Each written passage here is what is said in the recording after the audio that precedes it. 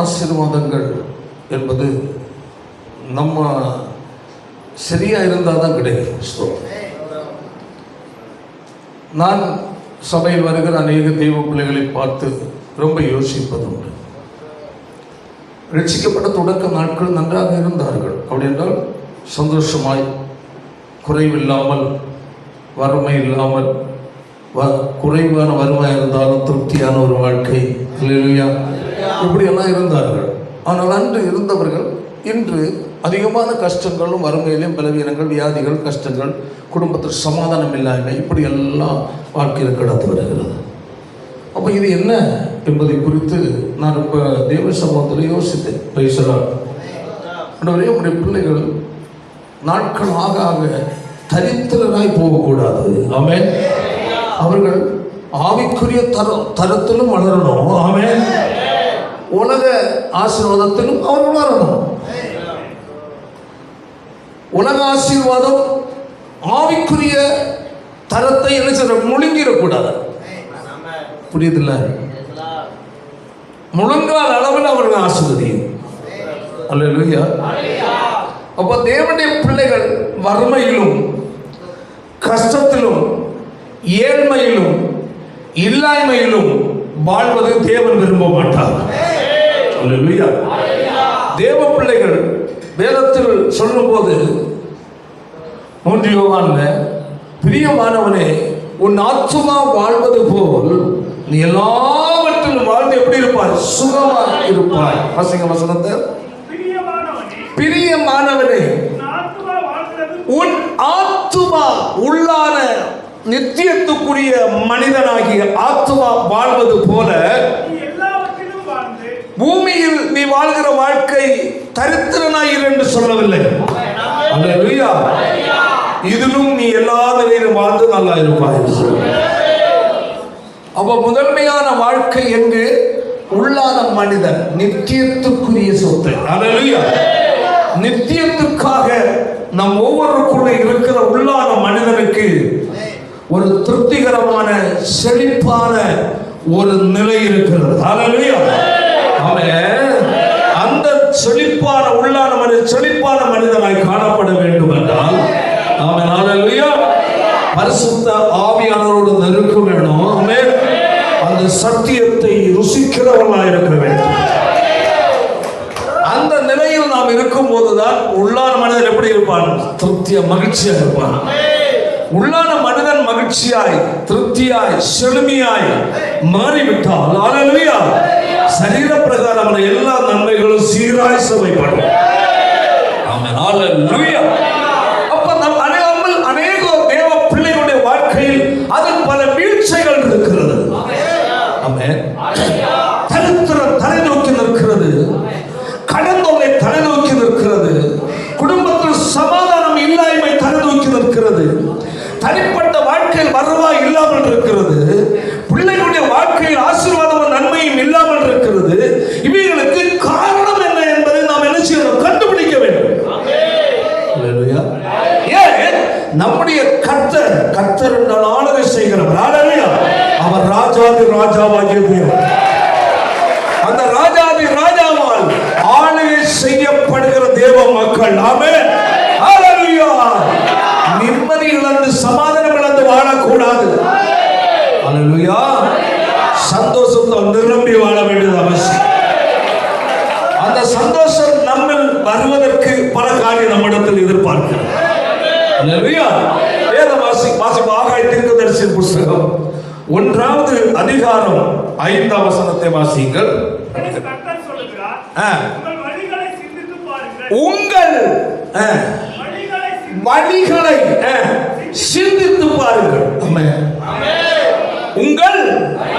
வழிகளை சிந்தித்து பாருங்கள். ஏன் உன் குடும்பத்தில் நிம்மதியின்மை? ஏன் உன் வாழ்க்கையில் நஷ்டம்? ஏன் உன் வாழ்க்கையில் தோல்வி? ஏன் உன் குடும்பத்தில் வறுமை? ஏன் முதுமையில் வர வேண்டிய பலவீனங்கள் வாலிபத்தில் வருகிறது? என்ன புரிந்து கொள்ளணும்? அல்லேலூயா.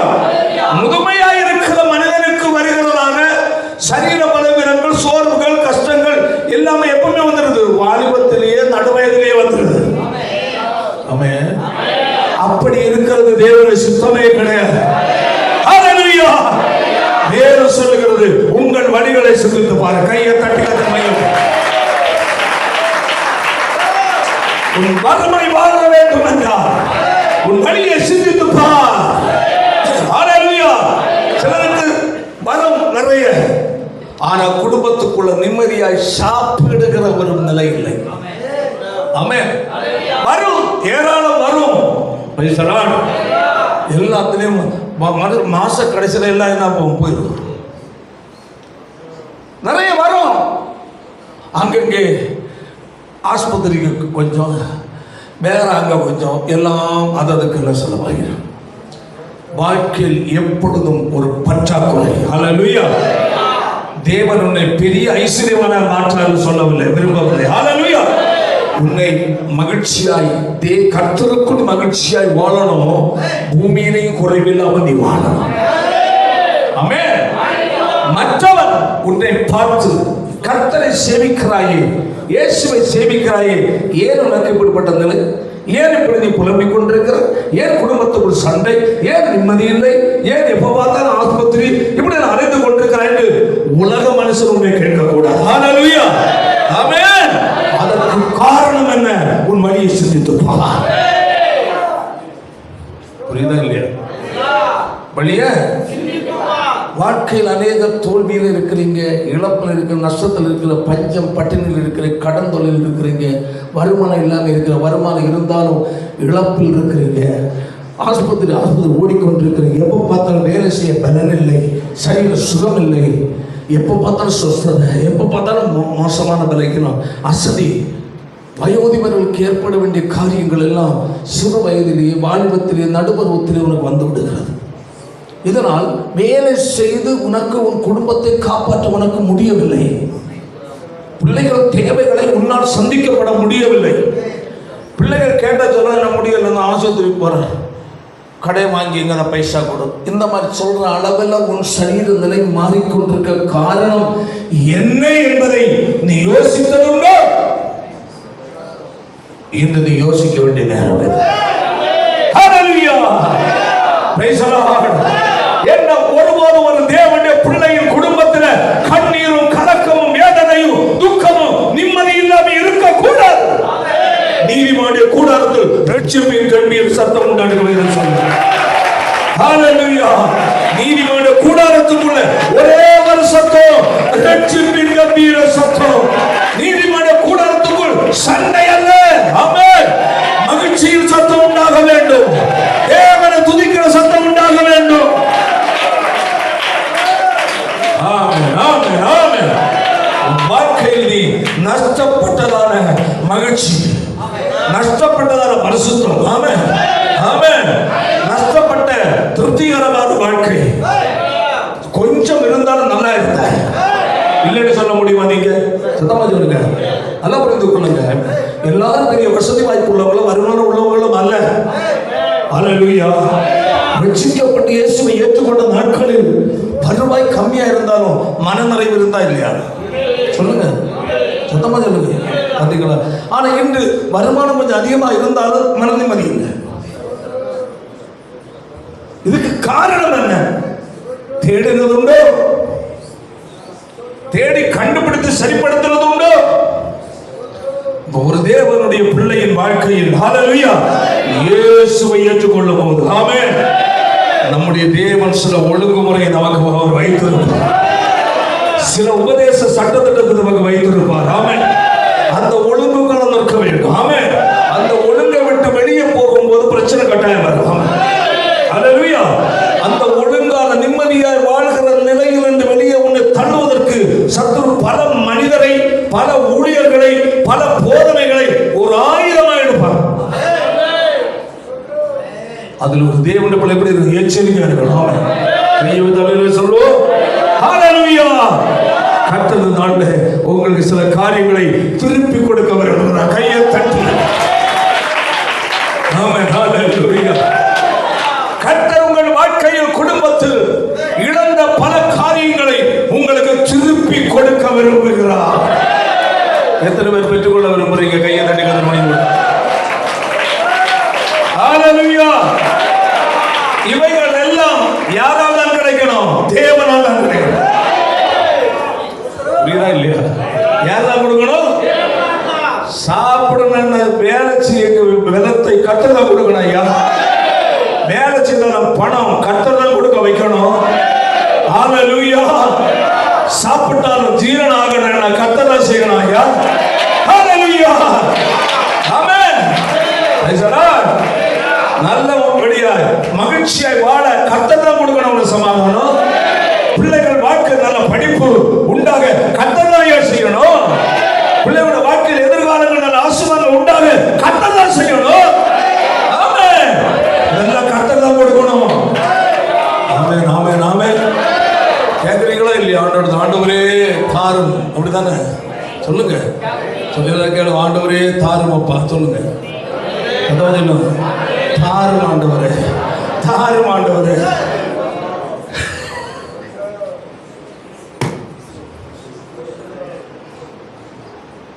என்ன கேட்கிறோம்? தாரு. கேட்டுதான் பழக்கம். என்ன ஒரு மாதிரி இருக்கிறீங்க? என்ன பசங்க எவ்வளோ நேரம் நல்லா தான் போயிட்டு. தேவன் தருவதுக்கு ஆயத்தம். உங்கள் வாழ்க்கையில் இழந்ததை செய்ய அவர் ஆயத்தம். உங்கள் வாழ்க்கையில் எடுபட்டு போனதை திருப்பி கொடுக்க ஆயத்தம். கர்த்தர் சொல்ல, உன் வழியை சிந்தித்து பார் என்று ஏன் சொல்லுகிறார்? சரிப்படுத்த வேண்டிய பகுதியை சரிப்படுத்த. ஆமென். நம்ம கேட்டுட்டோம். ஆண்டவரே தாரும். என்னது பாருங்க, ஒரு வசனம் எனக்கு ஞாபகத்துக்கு வருகிறது. கர்த்தர் ஸ்தோத்திரம். நீதிமொழிகளின் புஸ்தகம் 30வது அதிகாரம் அதனுடைய 15-16 வாசிக்க பார்க்கலாம். என்னது? தா தா. ஆண்டவரே தார். நம்ம ஆண்டவரத்தை என்ன கேட்குறோம்? தாருமப்பா. இது மட்டும்தான் ஒரே ஒரு லாங்குவேஜ் மட்டும் தெரியும். தாருமப்பா. தாரும் தாரும் தாரும் தாரும். பணம் தாரும், வேலையை தாரும், சுகத்தை தாரும், பிள்ளைகளுக்கு நல்ல வேலையை தாரும், படிப்பை தாரும், நல்ல வாழ்க்கையை தாரும், எதிர்காலத்தாரும். தாரு தாரு தாரு தாரு. ஒரே ஆவி. தாரு தாரு தாரு. தா தா தா தா தா தா. தாரும் தாருன்னு கேட்டு அதுலேயே அந்நிய பாஷை. சாஸ் எங்கெல்லாம் கொண்டு போகிறான் பாருங்க. அவனோட கேட்டு வாங்குவதற்கே எதிர்பார்ப்போட்டு இருக்கிறோம். நம்ம விருந்து வீட்டுக்கு போனோம்னா அப்போ நம்ம மாமா வராரு, அங்கிள் வராரு, சித்தப்பன் வராரு. பரவாயில்ல, ஏதாவது வாங்கிட்டு வருவார். வாங்கிட்டு வந்தோடனே ஏதாவது வெயிட்டாக இருக்கா அதை பார்ப்போம். பார்ப்போமா இல்லையா? வெறுங்கையோட வந்தால் விடுவீங்களா? யோ எதுக்கே வந்த கிளம்புறது? ஒரு செகண்ட் நிற்கக்கூடாது. அவ்வளோ வருத்தம் வந்துடுறியா? நிர்பந்தாவில் கழிச்சு வாரா விறகையோட வர விடுவாங்களா? விட மாட்டாங்க. ஸ்தோத்திரம். அல்லேலூயா. வெயிட்டாரு. பரவாயில்ல, ஏதோ 2 கையில் 2 வெயிட்டு நல்ல பை இருக்குது. ஸ்தோத்திரம். அண்ணா வரம், அக்கா வரம், மாமா வரம், மச்சான் வரம், ஒரே கொண்டாட்டம். ஏன்னா இருக்கிறதுனால வந்தாச்சு, கோழி அடித்தாச்சு, குழம்பு வச்சாச்சு, சாப்பிட்டாச்சு. சரி சரி எப்போ போவாங்கன்னு அடுத்தது நம்ம எதிர்பார்ப்போம். இப்போ அவங்க சீக்கிரம் போகணும். ஏன்னா நானும் நின்னாச்சும் அடுத்த செலவு வந்துடுது. ராத்திரி பிறகு சாப்பாடு வைக்க வேண்டியது வரும். அப்புறம் காலையில் பின்ன சும்மா போவாங்களா? ஒரு வழி நம்மளை தரமட்டம் ஆக்கி தான் போகணும். அதனால் சரி போகலைன்னாலே இங்கே சில அங்கே ஒன்றுக்கு ஒன்று பிளான் பண்ண நல்ல ஞானம் உள்ளவங்க, நான் அவசரமாக நான் வெளியே போகணும் நேற்று சொல்லிட்டு அது எங்கேயும் போக வேண்டி வராது. ஏன்னா அவங்கள துரத்துறதுக்காக வெளியே போகணுன்னு நிற்கிறது. அப்படியா? அப்போ எப்போ வருவீங்க? அது சொல்ல முடியும். நைட் நாளைக்கு ஆயிரும். இது சொன்னோன்னே நான் அப்போ நாங்களும் கிளம்பிடுறோம். இதுக்காக நாளை எங்கேயும் போகல, நான் துரத்துறதுக்குள்ள இல்லை. சரி இனி கிளம்புறோம். சரிங்க நான் போகிறேன். இனி ஒரு முறை நாங்கள் வரோம். ரொம்ப நல்லது. நாங்களும் சில அலுவலில் தான் இருக்கிறோம், அது பண்ணுறோம். இப்போ போகிற டைமில் அவங்க கையை எதிர்பார்ப்பாங்க. எதுக்கு சொல்லுங்கள்? ஏதாவது குழந்தைகளுக்கு ஏதாவது கையில் கொடுக்குறாங்களா? ஒரு 500 ரூபா கிடைச்சா அதுவும் நல்லது தானே. எதிர்பார்ப்பாங்களா இல்லையா? இது பழக்கம். ஸ்தோத்திரம். நம்ம அப்படியே எதிர்பார்த்து பார்த்தே வாழ்ந்துட்டோம். தேவனிடத்தில் தாரும் ஆண்டவரே தாரும். அதான் இங்கே சொல்லப்பட்டது. என்னது? தா தா. அவங்களுக்கு பேர் என்ன? குமாரத்திகள். அடுத்தது உண்டு. என்னது? வந்தும் திருப்தியாக இல்லையா? அடுத்தது எவ்வளவு கிடைச்சாலும் போதும் ஆண்டவரே என்ன சொல்ற மாதிரியும் இல்லை. அடுத்தது கேள்வி கொஸ்டின் நல்லதில்லை. அடுத்த ஸ்டெப்பில் போகிறது நான் அப்புறம் பேசுகிறேன். அல்லேலூயா. ஆண்டவரே அப்பா தாரும் ஆண்டு தர்றாரு. ஆண்டவரே அப்படின்னு சொல்லிட்டார். ஆனால் என்ன ஆகலையா? திருப்தி அடையல. தேவனிடத்தில் வாங்கியே பழகிட்டோம், என்ன கொடுத்தாலும் திருப்தி அடையலை. ஆமே எப்படியா? வாசிப்போம். உண்டு. என்னது? பாதாளம் போட்டா தெரியாது. ஹலோ, சில குடும்பத்தில் 10 லட்சம் வந்தாலும் தெரியாது. பொத்துன்னு பாதாளத்தில் வந்தவன். எவ்வளவு வருமானம் வந்தாலும் என்ன நேரத்தான கொண்டு வந்து 2 லட்சம் கொடுத்தேன், எங்க கொடுத்தீங்க?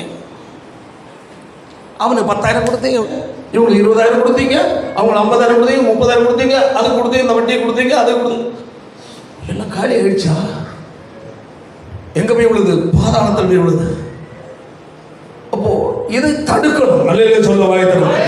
அடுத்தது என்னது? ஆமா, பலன் இல்லை. அடுத்தது கீழே, அதாவது பலன் அற்ற ஒரு வாழ்க்கை.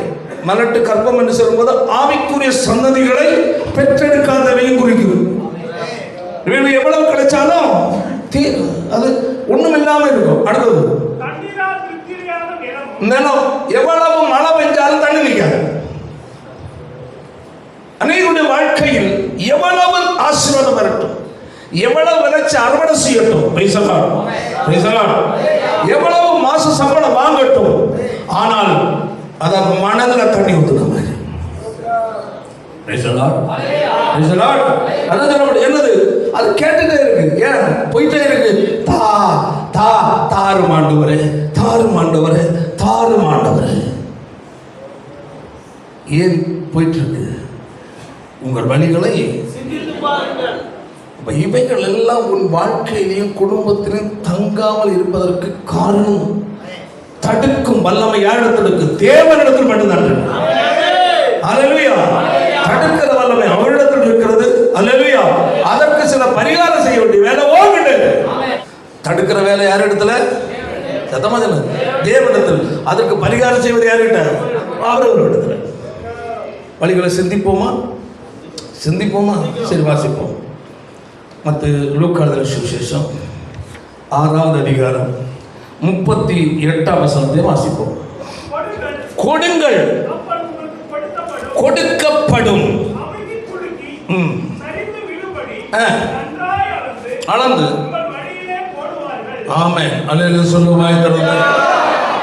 கொடு, ஆள. அடுத்த வசனம்.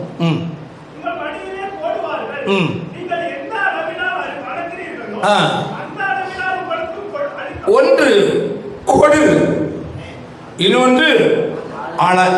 ஸ்தோத்திரம். ஆமென். அல்லேலூயா. என்ன கொடுக்க வேண்டும், என்ன அளக்க வேண்டும்? நீங்கள் எந்த அளவின்படி அளக்கிறீர்களோ அந்த அளவின்படி உங்களுக்கு அளக்கப்படும். அடுத்த என்ன சொல்லி இருக்கு? அமுக்கி குலுக்கி சரிந்து விழும்படி அளந்து. ஆசீர்வாதம் வேண்டுமா வேண்டாமா? சரி, அல்லேலூயா. அப்போ தேவன் வேதம் சொல்லுகிறது, கர்த்தர் கொடுக்கிற ஆசீர்வாதம் ஐஸ்வர்யத்தில் என்ன இல்லை? வேதனை இல்லை. நீதிமொழிகள் சொல்லப்பட்டது.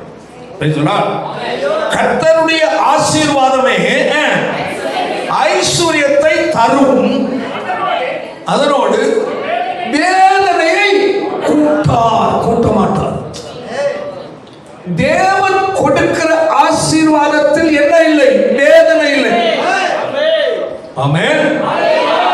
கர்த்தருடைய ஆசீர்வாதம் கையை வைத்து சொல்லுவோம். அந்த ஆசீர்வாதத்தில் வேதனை இல்லை. வேதனை உண்டாக்கும் வழி என்னிடத்தில் உண்டோ என்று பார்த்து 139 சங்கீதத்துல கடைசி வேதனை உண்டாக்கும் வழி உண்டோ என்று பார்த்து நித்திய வழியில் நடந்த கரங்களை சோதரம். ஹல்லேலூயா. அவர் கொடுப்பதில் என்ன இல்லை, வேதனை இல்லை. ஆனால் வேதனை உண்டாக்கும் வழி யாரிடத்துல? உன்னிடத்தில் இருக்கா. புரியுதா? கர்த்தருடைய ஆசீர்வாதமே ஐஸ்வர்யத்தை தரும். அவைகளோடு வேதனையை கூட்ட மாட்டார். ஆனால் சங்கீதக்காரர் பதில் சொல்றான், ஆண்டவரே ஹல்லேலூயா, வேதனை கூட்ட மாட்டேன். நீர் வேதனை கொடுக்கிறவர் அல்ல. ஹல்லேலூயா. உனக்கு வறுமை கர்த்தர் கொடுக்கிறவர் அல்ல. வியாதியை கர்த்தர் கொடுக்கிறவர் அல்ல. குடும்பத்தில் பிரச்சனையை கர்த்தர் கொடுக்கிறவர் அல்ல. அவர் கொடுப்பதெல்லாம் நன்மையை கொடுப்பார். தேவ மக்களுடைய வாழ்க்கையில கர்த்தர் என்னது? நன்மையும் ஆசீர்வாதத்தை கொடுத்ததா ஒரு பழக்கமே தவிர ஹல்லேலூயா வேதனையை கொடுக்கிற தேவன் அல்ல. வேதனை ஏன் உண்டாகிறது? நம் மூலம் உண்டாகுது. புரியுதா இல்லையா? யார் மூலம் உண்டாகுது? கர்த்தர் என்ன கொடுக்கிறது இல்ல? சொல்லு. கடன் கர்த்தர் கொடுக்கிறது. வருமானம் இல்லாம கர்த்தர் கொடுக்கிறது இல்ல. சரீர பலவீனம் கர்த்தர் கொடுக்கிறது அல்ல. வியாதி வேதனை கர்த்தர் கொடுக்கிறது அல்ல. ஹல்லேலூயா. சத்துரு கொடுக்கிறார். ஹல்லேலூயா. எப்படி கொடுக்கிறார்? நாம் வழியா கொடுக்கும்போது அவன் செயல்பட ஆரம்பிக்கிறான். ஆமென். பேசி வரும்போது உங்களுக்கு புரியும். ஹல்லேலூயா. கர்த்தர் என்ன சொல்லுகிறார்? கொடு, அழ. ஆமென். ஹல்லேலூயா. கொடுங்கள், அப்பொழுது உங்களுக்கு கொடுக்கப்படும். கொடுக்காதவர்களுக்கு என்ன செய்ய முடியாது? கொடுக்க மாட்டார். நல்ல கவனிங்க. என்ன கொடுக்கணும்? நாம் தேவனிடத்தில் எதிர்பார்ப்பது உண்மை என்றால் தேவனும் உன்னிடத்திலும் அவர் எதிர்பார்க்கிறார். அங்க என்ன சொன்னோம்? கொடுங்கள், அப்பொழுது கொடுக்கப்படும். அல்லேலூயா. கர்த்தர் உன்னிடத்தில் நினைச்சார், முதல்ல எதிர்பார்க்கிறார். கொடு. என்னது? கொடு. நான் உனக்கு கொடுக்கிறேன். நான் கொடுப்பது ஒன்னும் தங்கும். நீ அவருக்கு கொடுப்பதுதான் வழியை செயல்படுத்துவது. பரிகாரம் எதுதான்? கொடுப்பது. நீ கொடுக்காமல் இருந்தால் உனக்கு கொடுப்பது நிற்கிறார். அங்க என்ன பார்த்தோம்? என்னது? ஆமா, அட்டைக்கு 2 யார் உண்டு? ஆமா. அல்லேலூயா. என்னென்ன? பாதாளம். ஏன் பாதாளம் வாய் திறந்தது போல உன்னுடைய ஆசீர்வாதமும் சமாதானமும் நிம்மதியும் வருமானமும் எல்லாம் கீழே போயிட்டு இருக்கு. சரீர சுகமும் பாதாளத்துக்கு போன மாதிரி இருக்கு. ஏன் நிம்மதி இல்லாமை? நிம்மதியும் பாதாளத்துக்கு போச்சு. ஒரு நல்லதானே இருந்த, சந்தோஷமான இருந்த, குடும்பத்தில் சமாதானம் இருந்தது அல்லவா? ஆமென். ஆமென். ஆமென். ரட்சிக்கப்பட்ட நாட்கள் நல்லதானே இருந்த. ரட்சிக்கப்பட்ட நாட்கள் 10 ரூபா வந்தாலும் 10 லட்சம் வந்தது போல நிறைவு இருந்தது அவனுக்கு. இன்னும் 10 லட்சம் வந்தாலும் ஒரு நிறைவு இல்லையே. வாழ்க்கையில் வறுமை அல்லவா? முதிர் வயதில் வருகிறவர்களுக்குரிய வியாதி பலவீனம் உன்னை தாக்கி கொண்டிருக்கிறது. இதற்கு காரணம் என்ன? அந்த பலவீனத்தை சோதித்து மருத்துவரை சந்திக்க போய் பண செலவாகிறது. காரணம் என்ன? நீ பரிகாரம் செய்யவில்லை.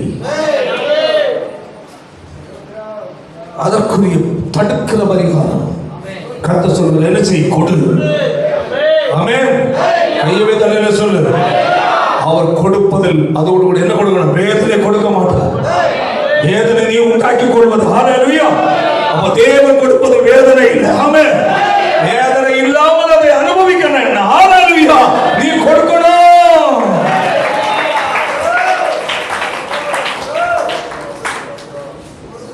நல்ல கவனிங்க. அநேகர் என்னன்னா வேற யாராவது ஏதாவது சொல்றதை போட்டு குழம்பி நமக்குரிய ஆலோசனை கிடையாது. நம் பிறகு முன்னே உள்ள சத்தியங்களை இப்ப நேத்து வந்த சில கோமாளிகள் குப்பை மாதிரி இவனெல்லாம் நாசம் பண்ணி கடைசி காலத்தில் இருக்கிற தெய்வ பக்தியின் வாழ்க்கையை கெடுத்து அழித்து தேவனோடு இருக்கிற நெருக்கத்தை விட்டு இழந்து தெய்வீக சந்தோஷத்தை இழந்து பரிசுத்தத்தை இழந்து உலகத்தை மனசு செலுத்தி நித்திய ராஜ்யத்தை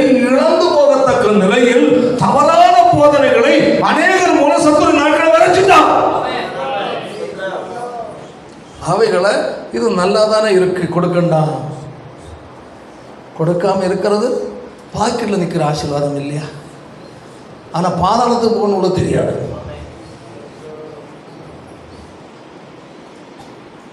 நான் ரெண்டாவது வரேன், என்ன கொடுக்கணும் அல்லேலூயா, என்ன கொடுக்க வேண்டும். நான் சொன்னேன், நாம் எதிர்பார்ப்பது போல் நம்மிடத்தில் தேவனும் எதிர்பார்க்கிறார். அல்லேலூயா. என்ன எதிர்பார்க்கிறார்? ஆமென் ஆமென். அறியணுமா வேண்டாமா? பாஸ்டர் நான் எங்க இருந்த வேற ஏதோ பேச போறீங்களோ? வழிகளை சிந்தித்து பாருங்க. அது வேற சிந்தைக்கோ கேள்விக்கோ பதிலுக்கோ இடமே கிடையாது. ஒரே பதில் பைபிள் தான். ஹல்லேலூயா. நான் சொல்றேன், நல்லா இருக்கிற மாதிரி சந்தோஷமா இருக்கிற நடிக்கலாம், ஆக்ட் பண்ணலாம். கவனிங்க, அதாவது ஆண்டவர் கொடுக்கிற சமாதானம் உலகம் கொடுக்கிற சமாதானம் அல்ல. உலகம் கொடுக்காததை தடுக்கிறது. எல்லா சூழ்நிலையிலும் சமாதானம் நிறைந்திருக்கிற ஒரு வாழ்க்கை கற்றுக் கொடுக்கிறார். ஹல்லேலூயா. எல்லா சூழ்நிலையிலும் குடும்பத்துக்குள்ள மகிழ்ச்சி நிறைந்திருக்கும். என்ன இழப்பு வந்தால் மகிழ்ச்சியா இருக்கும். கையில தட்டி ஹல்லேலூயா.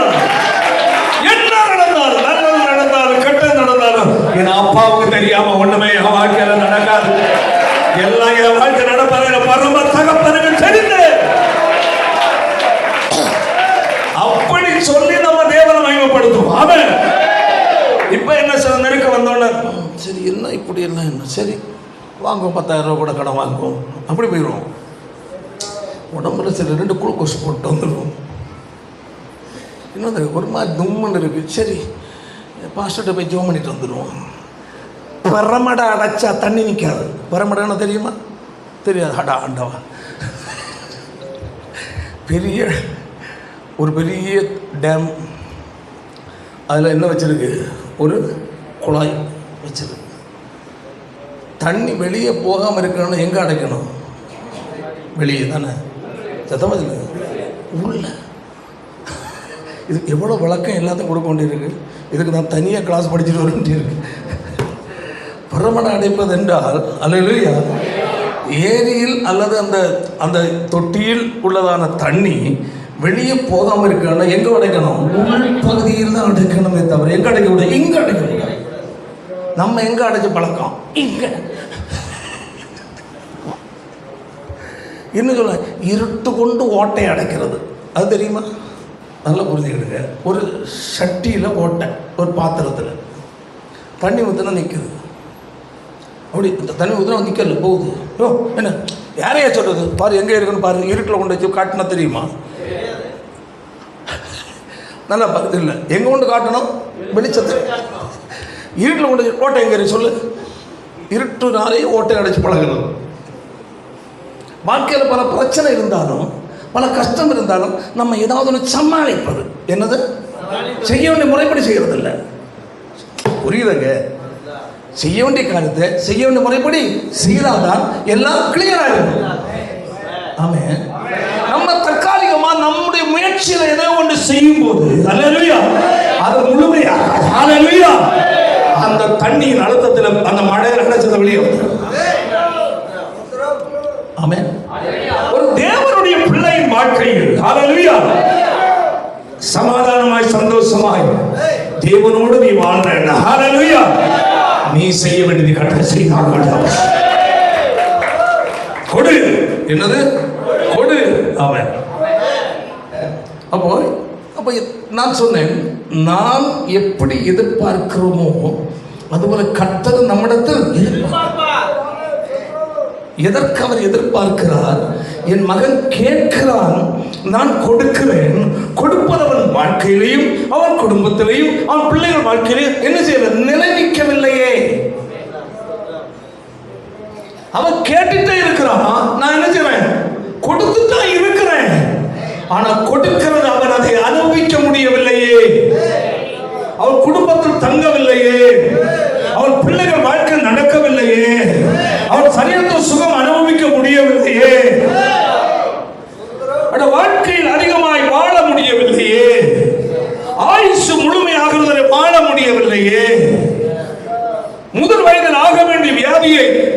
மற்றும் நடுவயதிலும் பெற்றுக்கொண்டு வேதனையோடும் கஷ்டத்தோடும் ஆஸ்பத்திரி என்றல்லவா என் மகன் அலைகிறான்.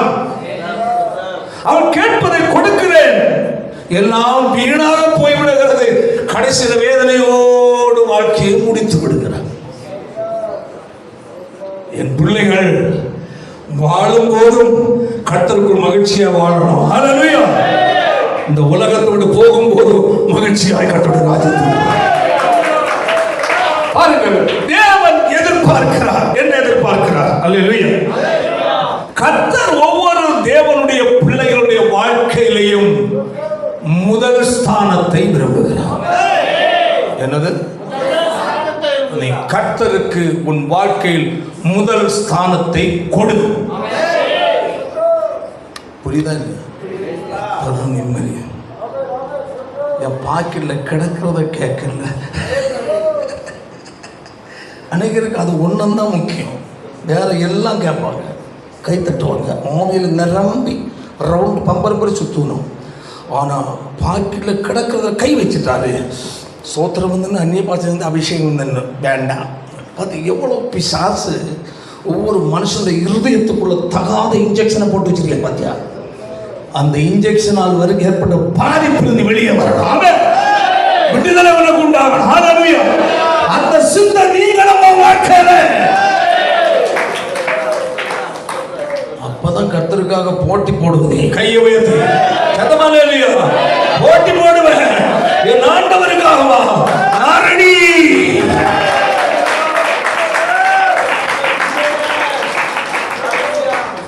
கர்த்தர் கேட்கிறார் உங்ககிட்ட. ஆமென். மகனே, உனக்கு சுகமான நீண்ட ஆயுசு வேண்டுமா? உன் வாழ்க்கையில் எனக்கு முதலிடம் கொடு என்று கேட்கிறார். சொல்ற புரியுதா இல்லையா? நல்லா ஒரு எழுதி வச்சுக்க. உன் வாழ்க்கையில் ஆரோக்கியமான கர்த்தர் பூலோகத்தில் கொடுக்கிற நீண்ட ஆயுசு சுகத்தோடு வேண்டுமா? அவர் கேட்கிறார், மகனே எனக்கு நீ முதலிடம் கொடு. ஆண்டவர் கேட்கிறார், உனக்கு தேவன் பூலோகத்தில் வைக்கிற ஆயுசு காலம் சுகமானதா வேணுமா? வேணுமா வேண்டாமா? உன் வாழ்க்கையில அவருக்கு நீ முதலிடம் கொடு. எதையும் அவரை வச்சு செய். ஆமென். அவர்கிட்ட கேட்டு செய். ஆமென். அவரை முன்ன விட்டு நீ பின்னாடி போ. ஆமென். அவர் சொல்ல, நான் உனக்கு முன்பதாக கடந்து சென்று கோடலானவைகளை நேரம் சபையாக்குகிறது. பூட்டப்பட்ட வாசலை திறக்கிற தேவன் என்று சொல்லுகிறார். ஆமென். செங்கடல் இஸ்ரவேல் ஜனங்கள் முன்பதாக தடுத்து நின்றது. ஆமென். கர்த்தர் சொன்னார், உன் கையில் இருக்கிற கோலை நீட்டு திறந்து விடு. கர்த்தர் காற்றை அனுப்பினார். அவருடைய மகத்துவம் முன்னே கடந்து சென்றது. அவருடைய பிரசன்னம் கடந்து சென்றது. செங்கடல் ஒதுங்கி கொடுத்தது.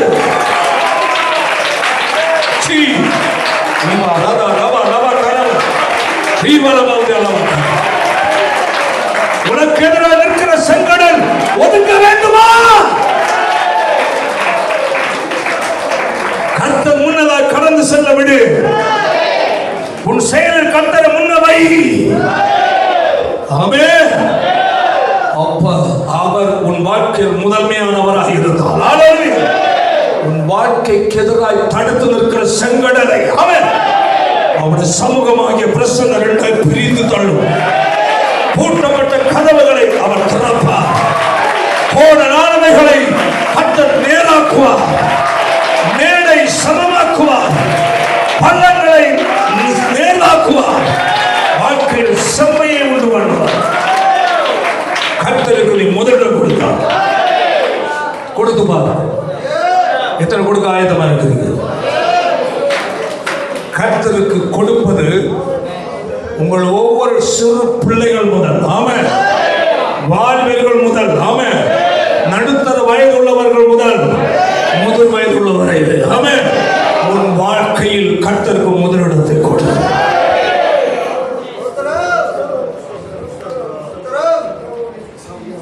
அவருக்கு தெரியாம எதையுமே நீ என்ன செய்யாத. அவரிடத்தில் பேசாம எதையும் நீ செய்யாத. ஆமென். அவரோடு பேசாம எந்த வழியிலும் செல்லாதே. ஏன்? அவர் உனக்கு முன்னதாக கடந்து செல்ல விரும்புகிறார். அவர் கடந்து சென்றால் தடை மாறும். அவன் கடந்து சென்றால் செங்கடல் பிளக்கும். அவன் அவர் கடந்து சென்றால் வனாந்தரத்திலேயே கர்த்தர் உன்னுடைய தாகத்தை தீர்ப்பார். உன்னை கர்த்தர் போஷிப்பார். யோர்தானை இரண்டாய் பிரிப்பார். எரிகோவை தகர்ப்பார்.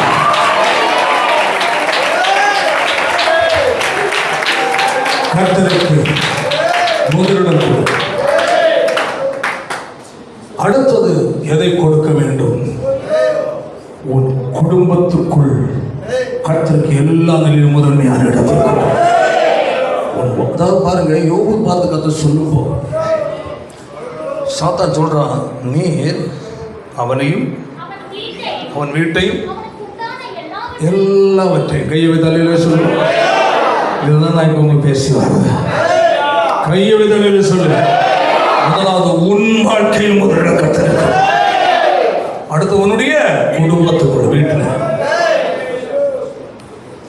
கணவன், மனைவி, பிள்ளைகள். உன் குடும்பத்துக்குள் கர்த்தருக்கு என்னது முதலிடம்? அப்ப கர்த்தருக்கு முதலிடம் கொடுப்பது என்றால் என்ன? கர்த்தருக்கு பயந்து அவர் வழிகளில் நடக்கிற மனுஷன். கர்த்தருக்கு பயப்படுவது மட்டுமல்ல, அவருடைய வழியில் நடப்பது. நீ எப்படி நடக்க ஆரம்பித்தால் ஒரு குடும்பத்தில் முதன்மையாக கர்த்தர் நிற்கிறார்.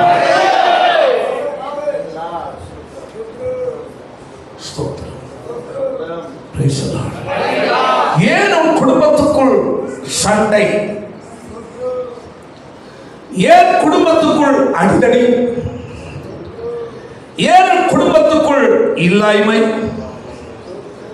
ஏன் குடும்பத்துக்குள் உன் பிள்ளைகளுக்கு வர வேண்டிய சில நன்மைகளும் ஆசீர்வாதங்களும் இல்லை? உன் குடும்பத்திற்குள் பிள்ளைகளுடைய வாழ்க்கையில், பெற்றோருடைய வாழ்க்கையில் நீங்கள் எடுக்கிற தீர்மானங்களில், நீங்கள் எடுக்கிற முயற்சிகளில் ஆமென் கர்த்தருக்கு முதன்மையான ஸ்தானத்தை கொடுக்காததுதான் காரணம். கர்த்தருக்கு முதலான ஸ்தானத்தை கொடுப்பதென்றால் என்ன?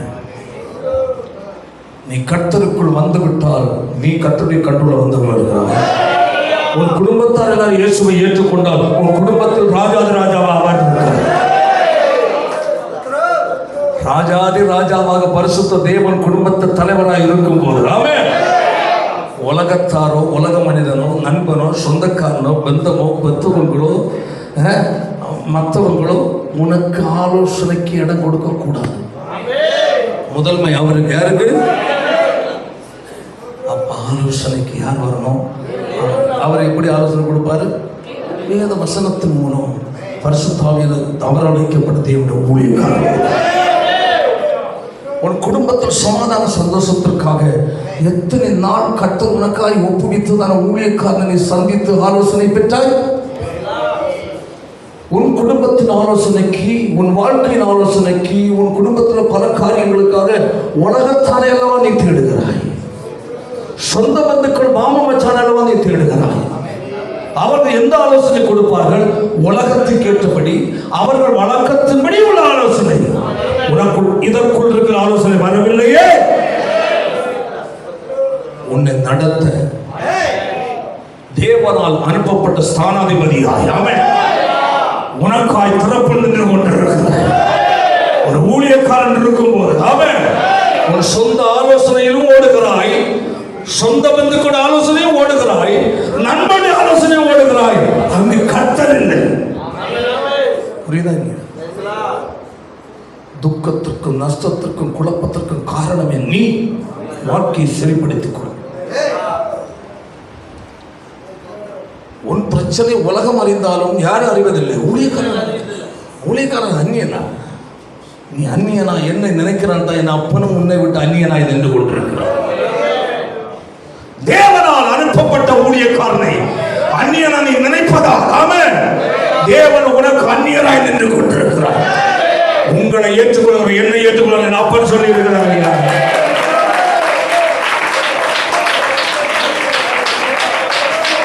உன்னை ஏற்றுக்கொள்ளுகிறவன் என்னை ஏற்றுக்கொள்ளுகிறான். உன்னை ஏற்றுக்கொள்ளலன்னா என்னை ஏற்றுக்கொள்ளலன்னா அப்பா சொல்லுகிறார். உனக்காய் நியமிக்கப்பட்ட மனுஷன். ஆமென். உனக்காக இருக்கிற ஊழியக்காரன். உன்னை போன்ற சரீரமும், உன்னை போன்ற கண்ணும், உன்னை போன்ற வாயும், உன்னை போன்ற தலையும், உன்னை போன்ற உடலும் இருக்கலாம். ஆனால் அவனில் இருக்கிற அபிஷேகம் வேற, அவன் அர்ப்பணிப்பு வேற. சாதா கலக்க கூடாது. ஹல்லேலூயா. நான் அதிகமா பேசுறது இல்லை. ஆமென். ஹல்லேலூயா. நான் உன்னை போன்ற மனுஷன் தான், உன்னை போன்ற சரீரம் தான், உன்னை போன்ற வயிறு தான், உன்னை போன்ற ரத்தம் தான் எனக்கும், உன்னை போன்ற மூளை இருதயம் எல்லாம் உன்னை போலதான், உன்னை போன்ற தோட்டம் தான். ஆனால் என் மேல் இருக்கிற அபிஷேகம் விசேஷமானது. உன்னை நடத்துவதற்காக, உனக்கு போதனை கொடுக்க, உனக்கு ஆலோசனை கொடுக்க, உன்னை நல்வழி நடத்த, உன்னை கண்டிக்க, உன்னை கடிந்து கொள்ள தேவன் என்ற விசேஷ அபிஷேகத்தை அழைத்திருக்கிறார். புரியுதா இல்லையா? இது புரியணும். பாரம்பரிய கிறிஸ்தவனுக்கு புரியும், நம்ம பலருக்கு, சிலருக்கு புரியும், எல்லாரும் புரியாது. ஏன்னா நம்ம அந்த பேசுற பழக்கங்கள் இல்லை. ஹல்லேலூயா. கையை வைத்து அல்லேலூயா சொல்லுவோம். ஈசாயே, தாவீது உன் குமாரனின் இளைய குமாரன் தான். அவனை பார்க்க உடல் அமைப்பு, உடல் கட்டுக்கோப்பு உள்ளவர்கள் உன்னுடைய பிள்ளைகள் பெரியவர்கள் இருக்கிறார்கள். அவர் யுத்த வீரர்கள் தான். ஆனால் முன்னால் ஒதுக்கப்பட்ட தாவீதோ ஆடு மேய்க்கிறவன் தான், வனாந்தரத்தில் இருந்தான். அது பார்க்க பெரிய தோற்றம் என்று இருந்தாலும் அவன் மேல் கர்த்தருடைய அபிஷேகம் இருக்கு. கையை தட்டி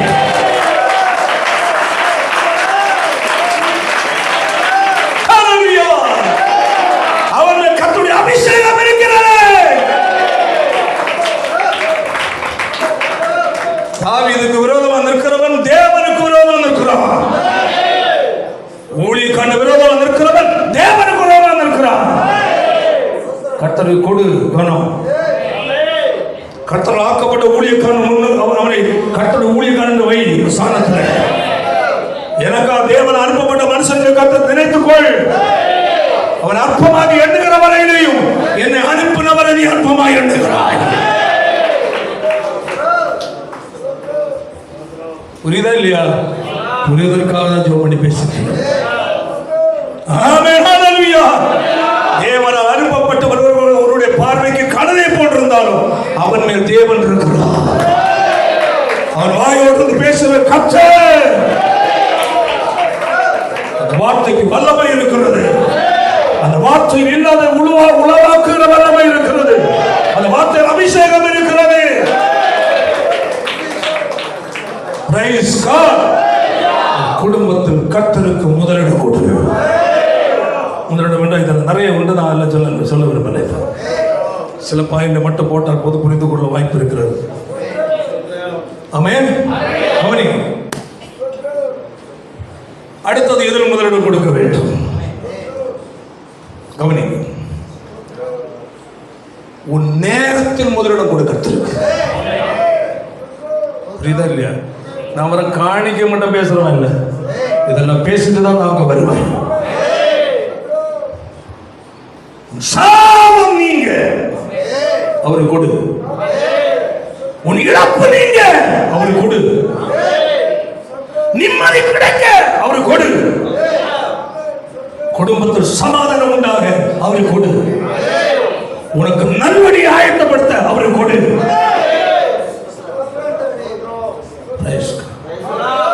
நீண்ட ஆயுசு உண்டாக அவருக்கு கொடு. அதிகாலையில் முதல் நேரத்தை கர்த்தருக்கு கொடு. புரியுதா இல்லையா? காணிக்க கேட்பேன் நினைச்சது கொடு, அப்படி உனக்கு கர்த்தர் கொடுப்பா. அதிகாலையில் முதல் நேரம் கர்த்தருக்குரியது. கொடுத்து பார், அந்த நாளை உனக்கு கர்த்தர் ஆசீர்வதிப்பார்.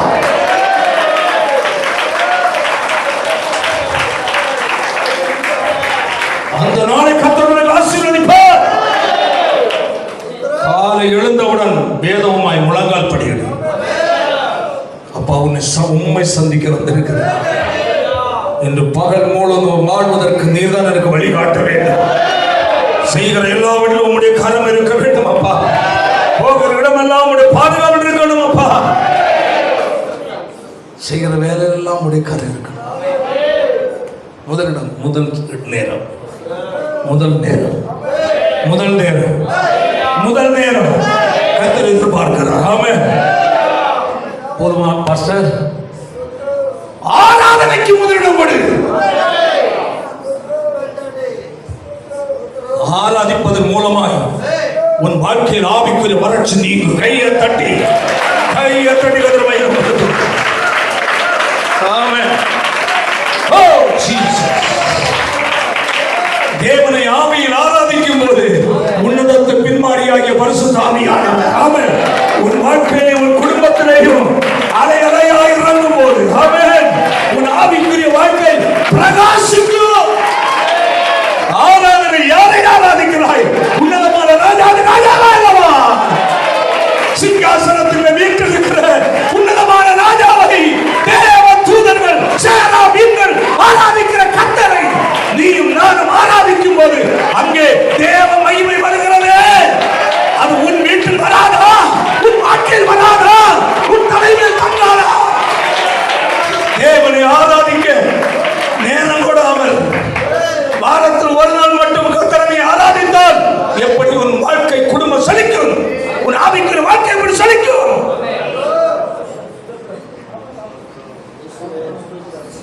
ஏதோ கல்யாணம் விட்டு போன மாதிரி, ஏதோ கருமாந்திரம் விட்டு போன மாதிரி, டிராக்டர் விட்டு போன மாதிரி, துக்கம் விசாரிக்க போற மாதிரி வாரத்தில் ஒரு நாளா பேர் கிறிஸ்தவனே, பேர் கிறிஸ்தவனே. உன் ஆவிக்குரிய வாழ்க்கையின் வறட்சி உன் குடும்பத்தின் வறட்சியை கொண்டு வருகிறது. ஆத்துமா வாழ்வது போல எல்லாவற்றும் வாழ்ந்து சொல்றது. உன் ஆவிக்குரிய வாழ்க்கையில் வளர்ச்சி அல்ல செழிப்பை கொண்டு வருவது ஆராதனை. உன் பணம் உன்னை பாதுகாக்குமோ? உன் பணம் உன்னை பாதுகாக்குமோ? உன் இனம் உன்னை பாதுகாக்குமோ? தேவன் தான் உன்னை பாதுகாக்கிறேன். தேவனை மறந்து ஓடுகிற ஆத்தும் ஆராதிக்க வாரத்தில் எத்தனையோ நாட்கள் தேவன் கொடுத்திருக்கிறார். என் நேசர் எல்லாரும் வருவ உன்னை அவர் எதிர்பார்த்து நின்று கொண்டிருக்கிறார்கள். என் மகன் வருவான், என் மகள் வருவாள்.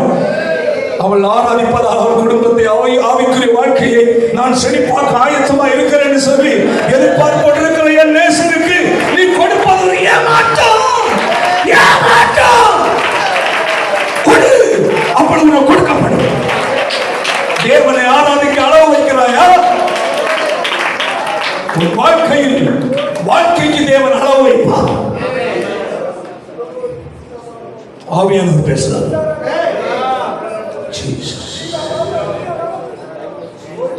தேவனை தேட அளவு வைக்கிறியா? தேவனை ஆராதிக்க அளவு வைக்கிறியா? உன் லைஃபுக்கே அளவு வைப்பார் தேவன். பரிசுத்த ஆவியானவர் பேசுகிறார்.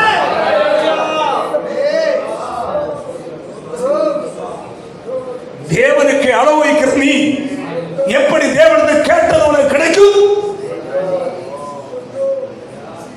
எந்த வேதம் சொல்லுகிறது?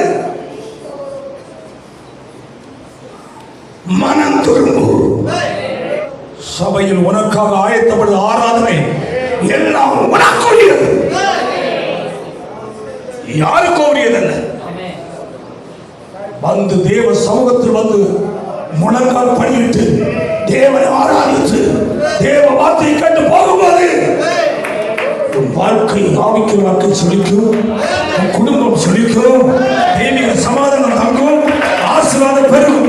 ஹல்லேலூயா. கொடுங்கள், அப்பொழுது கொடுக்கப்படும். ஆமென். ஹல்லேலூயா. எதை கொடுக்க வேண்டும்? வாழ்க்கையில் முதலிடம், குடும்பத்தில் முதலிடம். ஆமென். அடுத்தது நேரத்தில் முதலிடம், அடுத்தது ஆராதனை முதலிடம். தேவன் எதிர்பார்க்கிறார். குடு, கேட்கிறார். நேரத்தை கொடு, ஆராதிக்கிற நேரத்தை கொடு. எனக்கு ஹல்லேலூயா. சொல்ல புரியுதா இல்லையா? அடுத்தது என்ன கொடுக்கணும்? ஆமென். கர்த்தரை கனம் பண்ணுவதில் முதலிடம். சொல்லுகிறார், என்னை கனம் பண்ணுகிறவனை. அப்போ கர்த்தரை கனம் பண்ணுகிறவன் என்ன செய்வான்? 1 கொரிந்தியர் 6வது அதிகாரம் கடைசி வசனம். நல்லா புரிந்து கொள்ளுங்கள். கர்த்தரை கனம் பண்ணுவதில் மிக முக்கியமான ஒன்று. நல்ல கவனிங்க, வாசிப்போம். ஒன்று உன் மனதில் இருக்க வேண்டும், நான் இயேசுவின் இரத்தத்தால் நினைச்சப்பட்டவன், விலைக்கு வாங்கப்பட்டவன். நல்லா கவனிங்க, நான் அவரால் என்ன செய்யப்பட்டவன், விலைக்கு வாங்கப்பட்டவன். என் சரீரத்தில் என் விருப்பத்துக்கு இடமில்லை. ஆமென். அவர் விருப்பத்துக்கு தான் என் சரீரத்தில். இது அவரை என்ன செய்வது, கனம் பண்ணுவது. அப்போ அவர் விருப்பத்திற்கு தான் இடம், என் விருப்பத்துக்கு இடம் இல்லை என்றால் அதற்கு விளக்கம் எங்கோ போய்விடும். நான் இப்ப அது பேச முடியாது, குறிப்பிட்ட நேரத்துக்குள்ள முடிக்கணும். நமக்கு அதை முடிந்தால் பார்க்கலாம் இன்னொரு நாள். அல்லேலூயா. சரி, கிரேத்து கொள்ளப்பட்டீர்களே. அடுத்தது, ஆகையால் யாருக்கு? சத்தமா சொல்லுங்க. தேவனுக்கு உடையவைகளாகிய உங்கள் சரீரத்தினாலும் ஆவியினாலும் தேவனை மகிமைப்படுத்தணும். கனம் அவருக்கு, ஆமென். மகிமை அவருக்கு, புகழ்ச்சி அவருக்கு. சரீரத்தில் அவரை மகிமைப்படுத்தும். அதுவும் பெரிய வழக்கு. அதுவும் இப்போ விளக்கிட்டு இருக்க கொஞ்சம் கடினம். சரீரத்தில் எப்படி மகிமைப்படுத்துறது, என்னென்ன செய்யலாம், என்னென்ன செய்யக்கூடாதுன்னு நிறைய இருக்கு. புரியுதா இல்லையா? அது ஒரு நாள் ஆவியானவர் பேசுவார். அதுக்கு ஒரு நாள் தேவைப்படும். அல்லேலூயா. சரீரத்தினால். அப்போ சுருக்கமாக சொல்றேன், இந்த சரீரத்தால் எதை செய்கிறாயோ அதில் தேவன் என்ன செய்யணும், மகிமைப்படுத்தணும். இன்னும் சொல்லிடுற 4 வார்த்தை. உன் வஸ்திர உடுத்தலில் யார் மகிமைப்படணும், தேவன். உன் அலங்காரம் தேவன் மகிமைப்படுவார் என்றால் அலங்கரி. பாயிண்ட்டுகளை சுவிட்சில் கை வச்சா லைட்டெல்லாம் எரியும். நல்ல கவனிக்க. தேவனுக்கு உடையதாகிய உன் சரீரத்தில் எப்படி நீ ஓட்ட போடலாம், அவரை கர்த்தர் மகிமைப்படுவார். எப்படி அறுதெல்லாம் தொங்க விடலாம், கர்த்தர் மகிமைப்படுவார். எப்படி அது வேணது ஒட்டிட்டு கிடக்கிற பேண்ட்டு லக்கின்ஸ் போட்டு உனக்க அண்டர் பாக்ஸ் எல்லாம் வெளியே காட்டுறது தேவன் மகிமைப்படுவாரா? சீக்காலத என்ன 3-5 என்ன 3-4 அரை நிக்கரம் போட்டுட்டு லூஸ் பனியனும் போட்டுட்டு கத்தர் மகிமைப்படுவாரா? உன்னை தாழ்மையாக்கி போடுவார். பெண் பிள்ளைகள் அடக்கமாக வாழ கத்துங்க. முக்கா நிக்கரம் லூஸ் பண்ணிடணும், நாய் கடிச்சு கொதறிடும். கவனமாக என்ன நினச்சிருக்கிற, நிறைய நாய் சுற்றி நடக்கு, கடிச்சு ஒன்றும் இல்லாமல் ஆக்கிடும். கவனமாக இருந்துக்கு. அடக்கம் ஒடுக்கம் கட்டாயம் வேணும். கர்த்தரை கொடு, அதோட பாயிண்ட். அது கத்தி எதுக்கு வச்சுக்கணும், வெட்டுறதுக்கு மட்டும்தான் ஐயா, நக்கிறதுக்கு அல்ல, வெட்டுறதுக்கு மட்டும். பட்டையை மட்டும். புரியுதா இல்லையா? இந்த சத்தியங்களை கேட்டு வளர்ந்தா பரலோகத்து கட்டாயம் நீ போ. சத்தியம் கேட்டு பரலோகத்து போனவங்க மட்டும் இங்க வா, இல்ல துரிந்து பார்க்காம ஓடி. புரியுதா இல்லையா? இன்னைக்கு நீ உங்களுக்கு காயம் போல இருக்கலாம், நான் இல்லாத டைம் நீ அழுவதி. சிங்கம் கட்சிக்கிறது போல மனுஷன் கட்சித்தானே, அவன் எங்க தேடுவது. தேவப்புல கவனமா இருக்கணும். ஆள் போனாலும் கர்த்தர் வார்த்தை அங்கு உண்டு. இடைச்சி தினகரன் இருக்கிறார், இன்னும் பல தேவனுடைய ஊழியர்கள் இருக்கிறாங்க, சாதி எஸ்எஸ்ஐயா இருக்கிறாங்க, எல்லாம் போயிட்டாங்க. அவங்க பிரசங்கங்கள், அவங்களுடைய வார்த்தைகள் இன்றைக்கு சில நேரம் நமக்கு தேவைப்படும். செத்த அண்ணனுடைய பிரசங்கத்தை தூக்கி போட முடியுமா? கர்த்தருடைய வார்த்தை சாகாது. மனுஷன் போயிடுவான். அவன் போறதுக்குன்னே பிறந்து வந்தான். அல்லேலூயா. போயிடுவான். அதான எங்கேயோ தான் கேட்கணும், நேரே கேட்க முடியாது. ஆமென். பிள்ளைகள் கவனமாக இருக்கணும். வாலிப தம்பிகள் கவனமாக இருக்கணும். நம் சரீரத்தை பேணுவதில் யார் மகிமைப்படணும்? எவ்வளோ கவனமாக இருக்கணும். அப்போ துர்விச்சைக்கிடமாய் உடலை பேணாமல் கர்த்தராகிய இயேசு கிறிஸ்துவை என்ன செய்யுங்க? தரித்துக் கொள்ளும். உடல் எதற்குரியது? துர்விச்சை. பிறருடைய எண்ணத்தை டிஸ்டர்ப் பண்ணுற மாதிரி, பிறருக்கு உண்மையில் ஒரு இச்சையான ஆசை எண்ணத்தை, அருவருப்பான எண்ணத்தை தூண்டுகிற நிலையில் உன் சரீரத்தை அலங்கரிக்காதே. நீ வாலிபமாக இருக்கலாம், திருமணமானவர்களாக இருக்கலாம், யாராக இருந்தாலும். கிளவியாக இருந்தால் கூட கவர்ச்சி உண்டு பண்ண முடியும். கவர்ச்சி கடை இருக்கு. இந்த காருக்கு ரஃபின் பாலிஷ் போடுவோம், பெயிண்ட் அடிச்சு ரஃபின் பாலிஷ், இது மாதிரிலாம் நிறைய கடைகள் இருக்குது. பெண்களுக்கு ஆண்களுக்கு அழகுபடுத்த அழகு நிலை. அப்போ உன் சரீரத்தில் நீ எதை செய்தாலும் அதில் யார் மகிமைப்படணும்? தேவன் மகிமை. அப்போ எதை நீ செய்தாலும் நீ சிந்திக்கணும், நான் இதை என் சரீரத்தை செய்வதன் மூலமாய் கர்த்தர் மகிமைப்படுவாளா? இவள் நல்ல ஒரு பக்திக்குரிய பெண், இவன் நல்ல ஒரு பக்திக்குரியவன், இவள் ஒரு நல்ல ஒரு கிறிஸ்தவள், இவன் நல்ல ஒரு கிறிஸ்தவள் என்று பிறர் சொல்லுகிற நிலையில் உன்னுடைய அலங்காரம் இருக்கா? உடல் பேணுதல் இருக்கா? அதை கவனிக்க. புரியுதா இல்லையா? ஓகே. அல்லேலூயா. சரி, அதிகமாக நமக்கு போட்டான். அடுத்தது எதனால? சரீரத்தினாலும் ஆவியினாலும். எதில்? உனக்குள் தேவன் தம்முடைய அபிஷேகத்தை வைத்திருக்கிறார். மனித ஆவியில் தேவ ஆவியானவர் என்ன செய்ய இணைந்திருக்கிறார். பிசாசு பிடித்தவன் என்று யாரை சொல்வார்கள் என்றால், மனித ஆவியில் பொல்லாத பிசாசு ஆவி என்ன செய்தார்கள்? இணைந்தால் அவன் யாரா மாறின? பைத்தியம் பிடித்த பிசாசு பிடித்தான். ஆடுறான், ஓ நேற்று ஆடி எடுத்து நீ யார்? அவன் பிசாசு நம்ம சரீரத்தோடையாக இருக்கிறான், ஆவியாக இருக்கிறான். அந்த ஆவியும் அவனுக்குள்ள நுழைஞ்சிச்சு. இப்போ ஓன்னு ஆடுறான். நீ யாருன்னு கேட்டா நான் இன்னாருன்னு சொல்லணும். விட்டு போகிறது என்றால் அவன் ஆவியில் பிணைந்திருந்த அந்த பொல்லாத ஆவி அவனை விட்டு விலகிவிட்டது. இப்போ ஜீவன் போகல, அவன் மனுஷாவி அவனுக்குள்ள இருக்கிறான். புரியுதா இல்லையா? புரியுதா இல்லையா? இப்படி வாழ்ந்த நம்மை அல்லேலூயா நம்முடைய ஆவி பரிசுத்த ஆவியானவர் இணைந்திருக்கிறார். பரிசுத்த ஆவியானவர் நம்முடைய ஆவி இணைந்திருந்தால் நாம் தேவனுடைய ஆலயம். தேவனுடைய ஆவியானவர் உங்களில் வாசம். இந்த உங்களில் இணைந்திருக்கிற பரிசுத்த ஆவியானவர் என்ன எதிர்பார்க்கிறார்?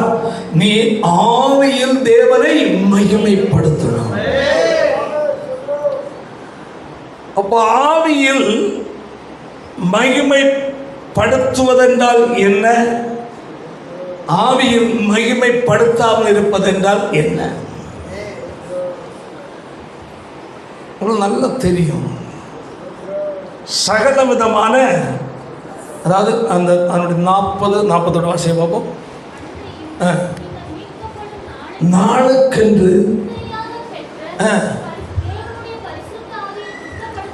துக்கப்படுத்தாத அவரை என்ன செய்யும்? மகிமைப்படுத்தும். புரியுதா இல்லையா? அப்போ மகிமைப்படுத்தாமல் துக்கப்படுத்துவது என்றால் எது? வாசிப்போம். கசப்பு. என்னது? கசப்பு. கசப்பு நம்ம நினைப்போம், இருதயத்தில் கசப்பு எரிச்சல் நம்ம நினைப்போம். ஆமென். இருதயம், மனுஷன் செத்தாலும் உள்ள இருதயம் இருக்குமா இருக்காதா? இருக்கும். ஆனால் ஆவி போயிடும். அல்லேலூயா. அந்த கசப்பு எதில் இணைந்திருக்கிறது? ஆவியில் இணைந்திருக்கு. அப்போ ஆவியில் தேவனை நீ மகிமைப்படுத்தணும்னா கசப்பற்ற நல்ல இருதயம் உனக்கு இருக்கணும். புரியுதா? புரியுதா இல்லையா?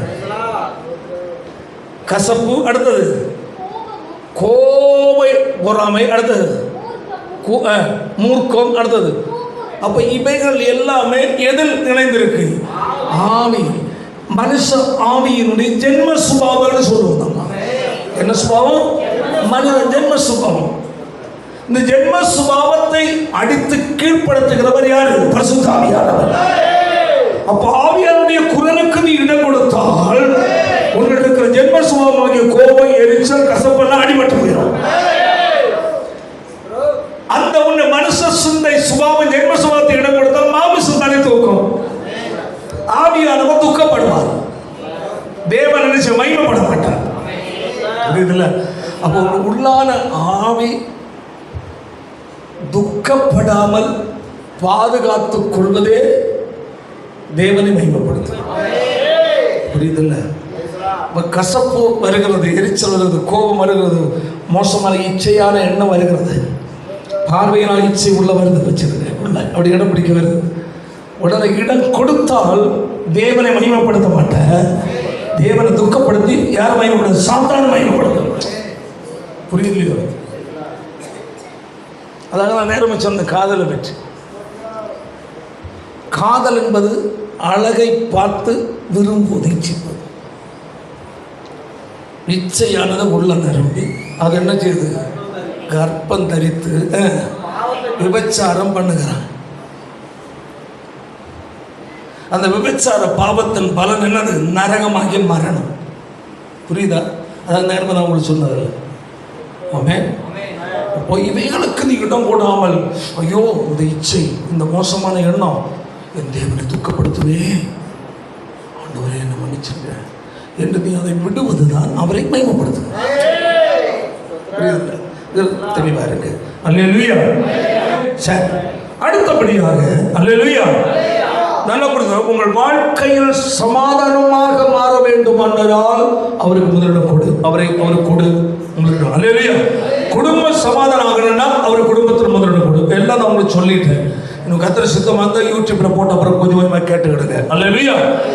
அடுத்த வாழ்க்கை நல்ல எதிர்காலம் உண்டாகணும்னா அவருக்கு நீ முதலிடம் கொடு. ஆமென். அல்லேலூயா. ஒரு நாள் முழுவதும் தேவன் உன்னோடு கொடுத்து கிரியை செய்யணும்னா முதன்மையான நேரத்தை கர்த்தருக்கு கொடு. அல்லேலூயா. வாழ்க்கை செழிப்பாய் மகிழ்ச்சியா இருக்கணும்னா கர்த்தரை ஆராதிக்கிற ஆராதனை முதலிடம் கொடு. ஆமென். அல்லேலூயா. அதாவது உன்னுடைய வாழ்க்கையில் கர்த்தர் மகிமை பண்ணணும்னா கர்த்தருடைய வார்த்தைக்கு நீ கீழ்ப்படியணும். நான் சொன்னேன், தேவனை ஆராதிக்க உங்களுக்கு தேவன் 3 நாட்களை தான் வைத்திருக்கிறார். எங்கள் ஊரில் 4-5 நாள் இல்லை. அந்த நாள் எவ்வளோ வேலைகள் இருந்தாலும், படிப்புகள், வேறு அலுவல் வேலை சம்பந்தமான காரியம் லேட்டாக நான் உங்களுக்கு தடுக்கலை. மற்றபடி நீ உன்னுடைய ஏரியாவில் எல்கையில் நீ இருக்கிறாய் என்றாலே உனக்கு ஒரு சிந்தை இருக்கணும். இன்று செவ்வாய் மாலை காலில் நீ ஆண்டவரை சந்திக்கும் போதே உனக்குள்ள ஒரு எண்ணம் வரணும். முதல் நேரம் கர்த்தருக்குரியது அல்லவா என்று கர்த்தருடைய நாள். சாயங்காலம் கர்த்தரை ஆராதிக்கணும். அங்கு தேவனுடைய வார்த்தை நமக்கு கிடைக்கும். அவருக்கு நான் என்ன முதலிடம் கொடுப்பதாக இருந்தால், அவரை கனப்படுத்துவதாக இருந்தால், ஆமென். சாயங்காலம் எங்க வரணும்?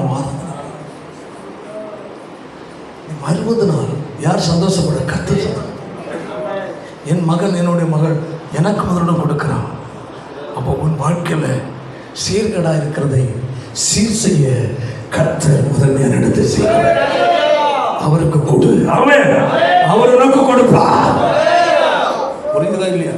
கொடுப்பதுன்னா என்னன்னு தெரியுதா இல்லையா? அல்லேலூயா. கையை வைத்தாலே சொல்லுவோம். நாம் நினைப்போம் ஆலயத்துக்கு வருவது ஒரு பெரிய கடுமையான வேலை போல இருக்கு. கர்த்தரை ஆலயத்தில் வந்து ஆராதிப்பதும் சத்தியத்தை கேட்பதும் தான் நம்முடைய வாழ்க்கையில் ஒரு உண்மையான வாழ்க்கை, லைஃப். புரியுதுல்ல?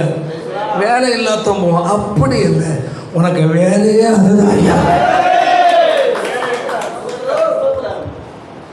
வேலை, இந்த வேலை, ஆராதிக்கிற வேலை இல்லைன்னா உலக வேலை செய். வேலை இல்லாதவன் போவான். அப்படி சொல்றவன் முட்டாள். எனக்கு வேலையே கர்த்தரை ஆராதிப்பதுதான். புரியுதா இல்லையா? அதையும் முதலிடம் கர்த்தரை கொடுப்பாரு. அதை கர்த்தரை கனப்படுத்துவதில்லை. நீ உன் அறிவிலோ உன் சிந்தனையிலோ நினைப்பதல்ல, என் அப்பனுடைய வேதத்தில் கோடிக்கணக்கான காரியங்களை கர்த்தர் வைத்திருக்கிறார். ஒவ்வொரு நாளும் ஆதாமோடு ஏவாளோடு உலாம வராத, நேரம் பார்த்தா வராது. சொல்லு, பகல் குளிர்ச்சியான வேலையில் வருவார். இப்போ அவன் அதான் பாத்ரூம் போயிருப்பான், போகக்கூடாது. அவன் குளிச்சுட்டு இருப்பான், போகக்கூடாது. அவனுக்கு தோட்டத்தில் வேலை செய்திருப்பான், போகக்கூடாது. அப்படியே மாறாது. அவன் வேலையில் இருந்தாலும் சரி, ஹல்லேலூயா, எங்கே இருந்தாலும் நேசர் வரும். அவங்க எதிர்பார்ப்போடு தான் இருக்கும். உன்னை சந்திக்க வருகிற இடம் ஆராதனை. உன்னை கர்த்தர் சந்திக்க வருகிற இடம் ஆராதனை நேரம். அவர் உன் மத்தியில உலாவ வருகிற நேரம் ஆராதனை நேரம். அவர் வரும்போ நீ எதிர்பார்ப்பு இருக்கணும். இதுதான் அவர் கொடுக்கிறது. ஆமென். சத்தமாக சொல்லு. ஹல்லேலூயா. ஆமென். இதோடு முடித்தால் இது முழுமையாகாது பிரியமானவர்களே. ஆமென். ஹல்லேலூயா. அது முழுமையாகணும்னா சில நிமிடங்கள் பொறுத்திருக்க வேண்டிய அவசியம். ஆமென். ஹல்லேலூயா. அடுத்தது ஒரு தரித்திரம் நீங்க. கேட்பது மட்டுமல்ல, கர்த்தருக்காக உன் வருமானத்தை கர்த்தருக்கு கொடுப்பது. சில தலைகள் கீழே இறங்கினது. நேரம் கொடுக்கிறத கேட்டது. இவை எல்லாவற்றுக்கும் முக்கியமானது இங்க ஒன்று இருக்கு. உன் உலக ஆசீர்வாதம் தங்க, உன் தரித்திரம் நீங்க, வேலை செய்ய பலன் உண்டாக, ஆயுசு நாட்கள் எல்லாம் ஆரோக்கியவானாய் இருக்க, பலவானாய் நீ உழைக்க. ஆமென். நீ சம்பாதிப்பது உனக்கும் உன் சந்ததியின் தங்க. ஆமென். திருப்திகரமாய் மனமகிழ்ச்சியாய் சாப்பிட்டு புசித்து வாழ. ஹல்லேலூயா. ஒரு வருமானத்தில் முதன்மையானதை தேவனுக்கு கொடுக்கணும். புரிஞ்ச மட்டும் ஒரு அல்லேலூயா சொல்லுவோம். இது 100க்கு 100 அடுத்த உண்மை. ஆராதிக்க கூப்பிட்டாரு, முதன்மையான நேரம் கூப்பிட்டாரு. நாளில் முதல், வாழ்க்கையின் முதன்மை. ஆமென். குடும்பத்தில் முதன்மை. ஆமென். அடுத்தது உன் வருமானத்தில் முதன்மை. புரியுதா இல்லையா? கர்த்தருக்கு கொடுப்பதில் மட்டும் முகம் கோணாத. சொல்ல புரியுதா? இதை நீ கோட்டையை விட்டா இதுவரை பேசுனதெல்லாம் வேஸ்ட் ஆயிடும். இதை கோட்டையை விட்டா எல்லாம் போயிடும், ஃபெயில் வேறு. ஜெபம் பண்ணி பழக பிரயோஜனம் இல்லை, ஒன்றும் இல்லையா? உன் தரித்திரம் நீங்க, உன் ஏழ்மை நீங்க, உன் வறுமை நீங்க, வருமானத்தில் தேவனுக்கு என்ன செய்யணும்? கொடுக்கணும். நீ உழைக்கணும்னா பலன் யார் தரணும்? தேவன் தரணும். தேவன் பலன் தரணும்னா அவருக்கு கொடுத்தால்தான் கொடுக்கணும். கொடுப்பதன் மூலம் வருமானத்தை சம்பாதிக்க உனக்கு சுகத்தை கற்றுக் கொடுக்கிறேன். புரியுதா இல்லையா? விவசாயத்தில் விளைவு வேணுமா? சாதா ஜோம் பண்ணா ஒன்றும் வேலை நடக்காது. ஆடு மாடெல்லாம் நல்லபடியாக குட்டி போட்டு பால் கொடுக்கணுமா? குட்டி போட்ட கடுப்பாம்பாலை மட்டும் கொண்டு கொடு. ஆமாம், சிலருக்கு காத்துல குட்டி போட்டா முதல்ல அந்த அழுக்கு பாலை ஆண்டவருக்கு கொடுக்கணும். நல்ல பாலில் நீ முழுங்குற, அழுக்கு பால் ஆண்டவருக்கா? இதை தான் நீ அழுக்கு நீங்காமல் வாழ்ந்துட்டு இருக்கிற. பாரு, தேவனை அப்பதான் நினைக்கிற. நீ உன் வாழ்க்கை நல்லா இருக்கணும்னா, சாப்பிட உனக்கு ஜீரணம் நல்லா ஆகணும்னா, சரீர பலமாக நீ நிற்கணும். தேவனுக்கு வருமானத்தில் கொடுத்து பழகும். புரியுதா? ஒருத்தர் பக்கத்தில் பாருங்க, கொடுக்கறதுல கரெக்டா இருக்கிறியா? தேவன் உனக்கு கொடுக்கணுமா? தேவன் கொடுத்தது தங்கணுமா? ஆசீர்வாதம் வரணுமா? சுகம் வேணுமா? சமாதானம் வேணுமா? ஆரோக்கியம் வேணுமா? வேலை செய்ய பலன் வேணுமா? சாப்பிட்ட ஜீரணம் ஆகணுமா? வருமானத்தில் தேவனுக்கு கொடு. எத்தனை பேர் புரிஞ்சு? இது வர கொடுக்காத நீ கட்டாய தேவனுக்கு என்ன செய்யணும்? கொடுத்தே ஆகணும். ஏன் நீ பிச்சைக்காரனா? பிச்சைக்காரை வாழ்வது எனக்கு விருப்பம் இல்லை, தேவன் விருப்பம் இல்லை. நீ கடனாலே வாழ்வது தேவன் விருப்பம் இல்லை. வருமானம் எல்லாம் காஞ்சி ஒண்ணும் இல்லை என்று சொல்றது, கடன் வாங்கி வாழ்வது தேவன் விருப்பம் இல்லை. நீ வட்டியை வாங்கி தேவன் விருப்பம் இல்லை. ஏப்பா தந்துரப்பா, தேவன் விருப்பம் இல்லைங்க அது. நீயோ கடன் வாங்க மாட்ட, கடன் கொடுக்கிறவன உன்னை மாட்டணும் இல்லையா? எப்போ கர்த்தருடைய வார்த்தையை கீழ்ப்படியும் போது கையை தட்டி கதிர மன்னிப்பு.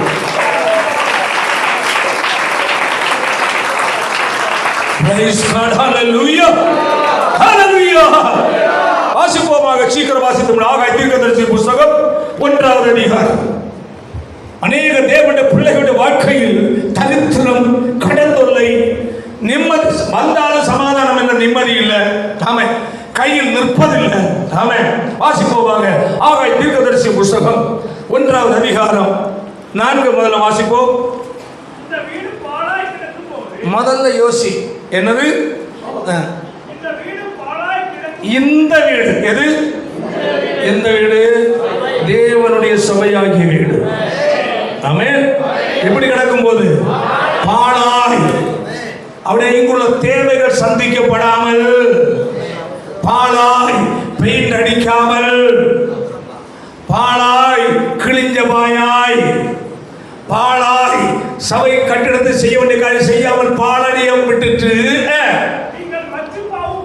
நல்ல இடத்துல பத்திரமா பௌயமா எல்லாம் தேவை. முதல்ல இது பாரு, எல்லாம் தேவை. எதை பாரு? முதல்ல இதை பாரு. முதல்ல இதற்கு முதலிடம் கொடுத்தா உன் வீடு மகிழ்ச்சிகரமான வீடா இருக்கும். சந்தோஷத்தை நிர்ணயம் அடையும். ஐயா, நம்ம நினைப்போம் எனக்கு இல்லையே இருந்தா கொடுப்பேன், அப்படி நினைக்கிறது தான் உனக்கு இல்லாம போறது காரணம். நம்ம என்ன இருக்கு, இது என்ன கொடுத்து நம்ம என்ன செய்ய, இந்த பாசிட்டிவ் கொஞ்சம் கூட, அந்த சிந்தை தான் உன்னை கீழே தள்ளுது. எலியாவை போஷிக்கிறதற்கு அந்த விதவை தான் இன்னொரு விதவை, கொஞ்சம் மாவும் கொஞ்சம் எண்ணெய் இருக்கு, நானும் என்னுடைய மகனும் அதை சுட்டு புசிக்கிற சாப்பிட்டு சாகிறதுக்காக கொஞ்சம் விறகு பொறுக்க வந்தேன்னா அப்படியா? சரியம்மா, அவன் பொறுக்க நிற்கிறான், கொஞ்சம் தண்ணி கொண்டான்னு திரும்ப முதல் சொல்கிறான். அப்படியா? சரி, அப்போ அதில் முதல்ல ஒரு சின்ன அப்பம் என்ன சுற்றுறாங்க. நம்ம என்ன சொல்ல, நம்ம கஷ்டம் தெரியாத பாஸ்டராக இருக்கு. பாஸ்டர்லாம் ரொம்ப மோசமான ஆளாக இருக்கான். நம்ம கஷ்டம் ஒரு தெரியுமா? பட்டினி கிடந்து சாகுறோம். எங்களுடைய குடும்பத்தின் தம்பிமாரெல்லாம் வெளிநாட்டில் அங்கேயும் இங்கே டாக்டர்ஸ் எல்லாம் இருக்கு. காரணமே என் சிறுகுணத்தில் எங்கள் குடும்பத்தில் ஆண்டவர் கொடுக்குறாங்க. அவங்க பணத்தில் ஐஸ்வர்யவானுக்கு என்ன, ஆவிக்கிறவாக்கு ஐஸ்வர்யமான கத்தர் வைத்திருக்காங்க. விலை கொடுத்தா கிடைக்காத சொத்துங்க இருக்கீங்க. அவங்களுக்கு எல்லாம் இருக்கிற எல்லா சொத்தையும் வித்தா கூட இங்க இருக்கிற ஒரு தேர்ந்த பிள்ளையாகிய உங்களில் ஒருத்தருக்கு ஈடாகாது. அதோட பெரிய விலை மதிக்கப்பட்டவர். அப்ப என் தேவன் உங்கள் மத்தியில் ஐஸ்வர்யவான வைத்திருக்கிறார். அதாவது விஷயம். அப்ப இவ்வளவு பெரிய விலை மதிக்க முடியாத ஐஸ்வர்யத்தை கர்த்தர் கொடுத்திருக்குன்னா உலகத்தில் எத்தனை கோடி இருந்தாலும் ஈடாகாத. புரியுதா இல்லையா? அது புரிந்து கொண்டு ஆமென். ஹல்லேலூயா. அப்போ சரி, அப்போ பாருங்கள், நான் இந்த வீடு பாழாய் கிடக்கும் போது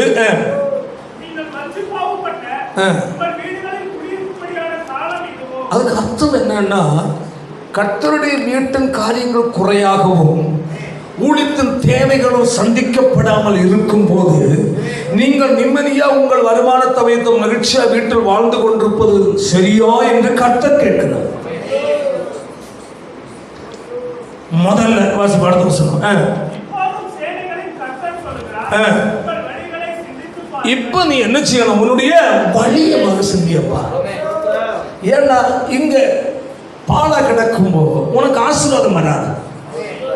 இங்க ஊழியத்தில் தேவைகள் வந்திருக்கும் போது உனக்கு வருகிற வருமானங்கள் ஆசீர்வாதமாக கையில் நிக்க வாய்ப்பே இல்லை. ஆசீர்வாதத்தை சொன்னோம். எத்தனை திரளாய் விதைக்கிறீங்க? எத்தனை வல்லம்? 20 கிலோ நெல் விதைத்தால் ஒரு ஏக்கர்ல எத்தனை மூட்டை கிடைக்கும்? 45 மூட்டை இல்லையா? 40. அதான் சொல்லுகிறது, நீங்கள் திரளாய் விதைத்து எவ்வளவு இருக்கணும்? திரளாய் இருக்கணும். இங்க சொல்லப்பட்டிருக்கு, நீங்க திரளாய் விதைத்தும் எவ்வளவு இருக்கிறீங்க? கொஞ்சம். நல்லா இருக்குமா? விவசாயி கொஞ்சமா அறுத்தா துக்கம் வருமா வராதா? அப்போ 45 மூட்டை அறுவடைக்கு கர்த்தர் ஒரு 75 மூட்டை தரணும்னா இப்படி இருக்குல்ல? வேண்டாமா? வேணும். அப்போ நான் திரளாய் விதைத்து எவ்வளவு இருக்கணும்? திரளா இருக்கணும். ஆமே. அப்போ அந்த திரளான அறுவடை எதில் வருது? தேவனுக்கு தான் கொடுப்பதில் தான் உண்டாகுது. புரியுதா இல்லையா? நம்ம அதில் பிசுக்கு தானே காட்டினா கம்மியாக, என்னமோ இந்த முறை கம்மியாக தான் கிடைக்கும் அப்படி நம்ம சொல்லிட்டு போக வேண்டியதான். என்ன விஷயம்னு கண்டுபிடிக்கிறது இல்லை. உன் வழியே சிந்தித்து பாரு. அடுத்தது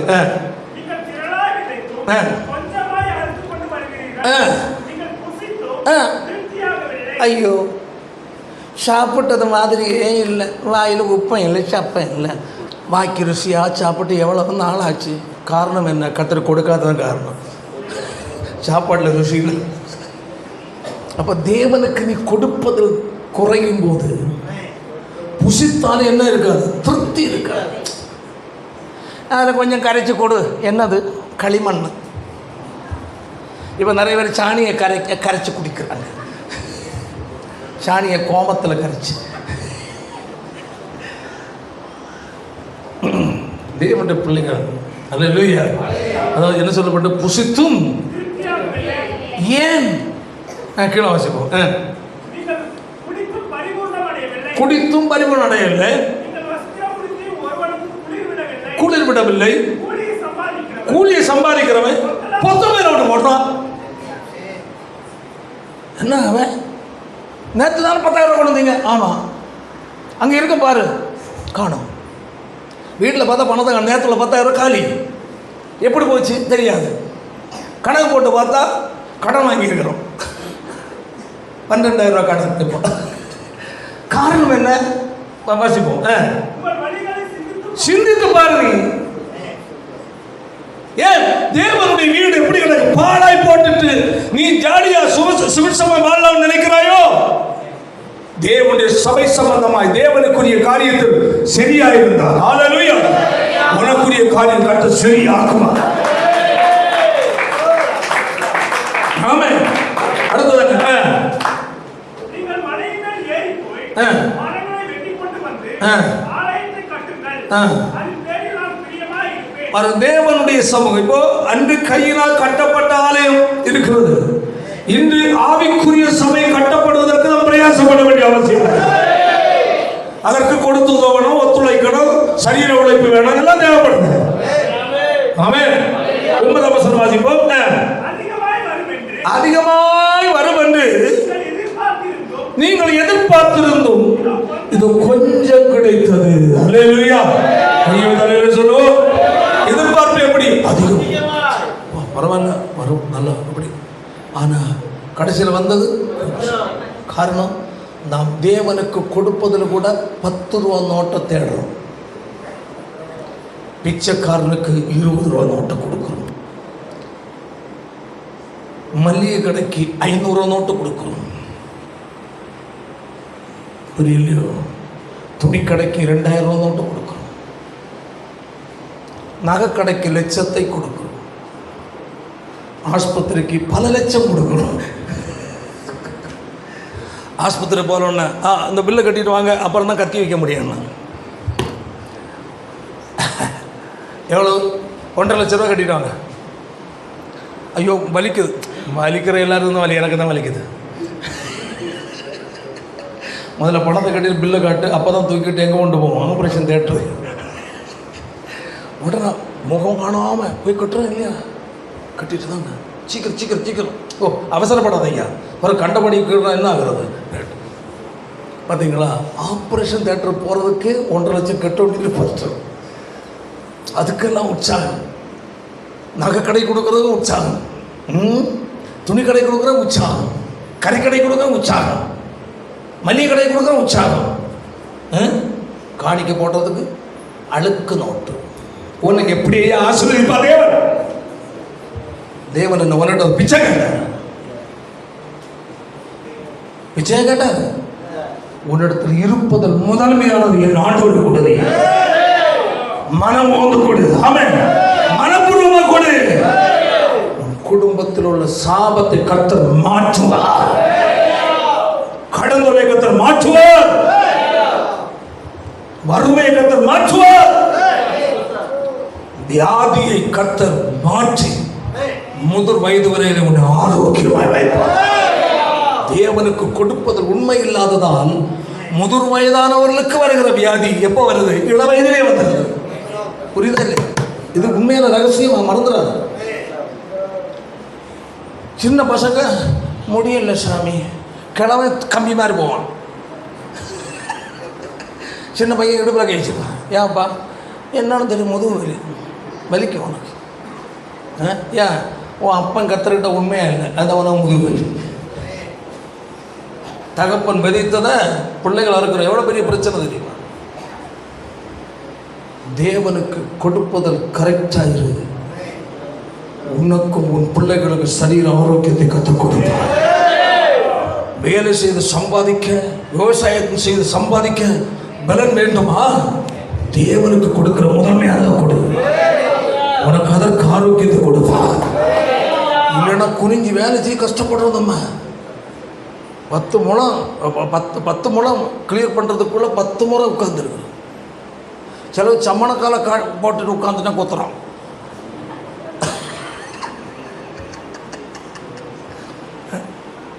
ஆமாம். அறுக்குக்கு போனால் இல்லை, கொள்ளு அறுக்கிறான், படுத்துட்டு அறுக்கிறான். இந்த பிறவினை ஏமாந்து உனக்கு தேவனை ஏமாற்றி படைக்கிற நீ புரியலையோ? தேவனை மட்டும் ஏமாற்றி வாழ முடியாது. அதனால் என்ன நடக்குது? தாறு மாண்டவரே தாறு மாண்டவரே தாராது. ஆனால் நிமிர்ந்து தின்னு வழி இல்லையே. இல்லை தான் எங்கே போகுது? பாதாள. எல்லாம் அடபடணுமா? கிளியர் ஆகணுமா? தெளிவடையணுமா? கர்த்தருக்கு கொடு. என்னென்ன கொடுக்கணும் பார்ப்போம். சத்தமாக சொல்லுங்க, சத்தமா. வாழ்க்கையில் முதலிடம், அடுத்தது குடும்பத்தில் முதலிடம், அடுத்தது நேரத்தில் முதலிடம், ஆராதனை முதலிடம், கர்த்தரை கணவன முதலிடம். என்ன ஸ்லோவாகுது? முதலிடம். ஆமாம். இவைகள் எல்லாம் நீ உன்னை சரிப்படுத்தி வாழதை பிரயாசப்படு. ஒரு தீர்மானம் எடுத்து பார்ப்போம். இன்னைக்கு ஒரு தீர்மானம் எடுத்துட்டு இன்னிலிருந்து நீ நடைமுறைப்படுத்து. தேவனுக்கு 10 ரூபா நோட்டு எந்த காரணத்தெல்லாம் இங்கே போட்டுறாத. 10 ரூபா நோட்டு விடமாட்டார் உன்னை தேவன் துரத்தி. 10 ரூபா நோட்டு எனக்கு சங்கடமாக இருக்குது. செய் கழுதைகள் பிச்சைக்காரன் நினைச்சாங்க. தேவனுடைய பிச்சைக்காரன். பிச்சைக்காரன் 10 ரூபா கொடுத்தா யோ போயா சொல்லிடுவான்.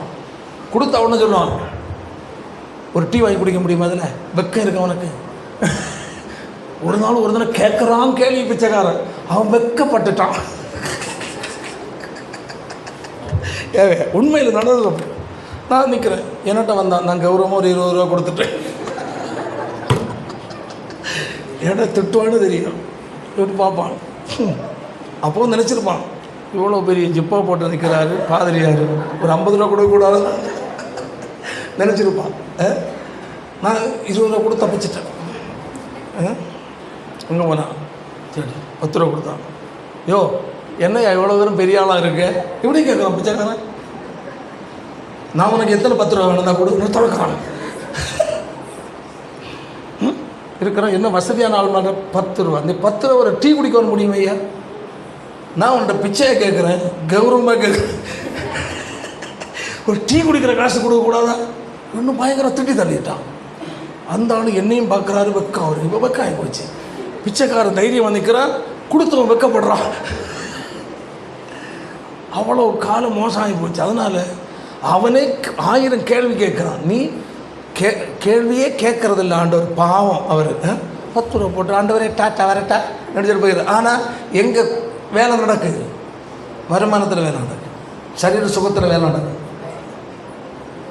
எந்த காரணத்தினாலே ஒரு தேவனுடைய பிள்ளை, ஹல்லேலூயா, தேவனுக்கு நான் என்னைக்கு இந்த பிரசங்கம் நான் பண்ணவே மாட்டேன்.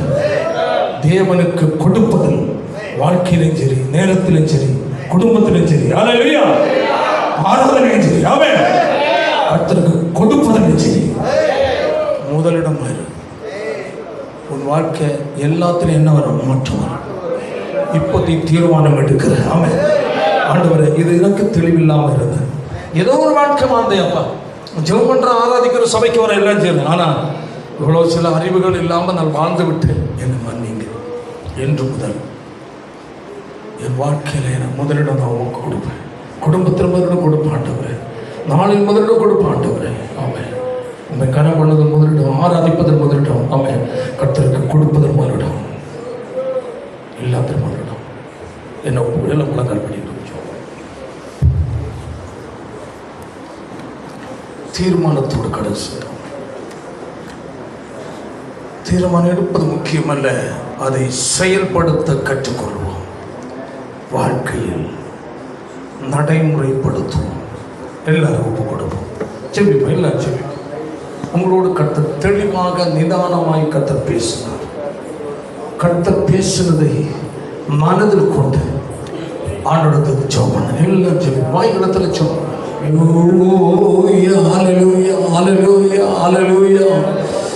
தீர்மானத்தோடு கடந்து செல்வோம். ஆண்டவரே, இதுவரை நான் அறியாமல் இருந்து நான் உணர்ச்சினப்ப என்னை மன்னியும். இன்று முதல் கொடுப்பதில் உண்மையாக இருப்பேன். எல்லாம் ஜெபிப்போம், எல்லாம் ஜெபிப்போம். என் வாழ்க்கையில் தரித்திரத்துக்கு காரணம், பிரச்சனைக்கு காரணம், நன்மை அடையாமல் இருக்க காரணம், குடும்பத்து சமாதானம் இல்லாமைக்கு காரணம், வருமானங்கள் இல்லாததுக்கு காரணம், கடன் தொல்லைக்கு காரணம், நிலைமையில வியாதிகளுக்கு காரணம் நான் தான். ஆண்டவரே என்னை மன்னியும் சொல்லி விட்டு வேண்டாத பலவீனங்கள்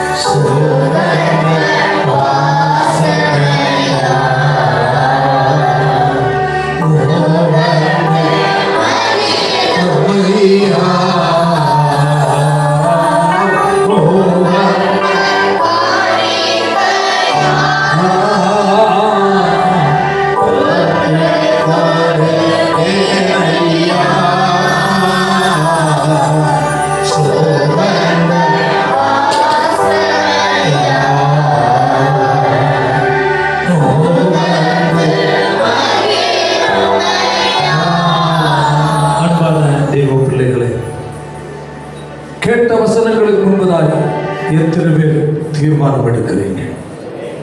ஆண்டவரே, என்னோடு இடைப்பட்டு பேசுகிறப்பா.